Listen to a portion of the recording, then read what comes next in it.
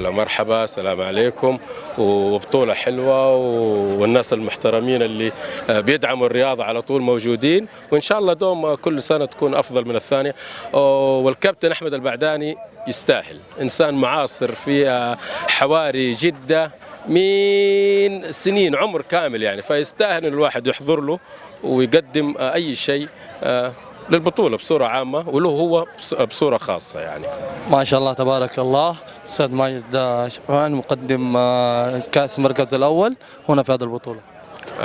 والله هذه زي ما تفضلت وقلت لك، هذه أقل شيء احنا نقدمه للبطولة، يعني دعم بسيط ما يعتبر يعني الشيء هذا، لكن إن شاء الله في البطولات القادمة يكون الدعم أفضل من كده بإذن الله، حتى نحيي الأحياء يعني شوية، والروحانية اللي في رمضان تكون أفضل من كده إن شاء الله بإذن الله.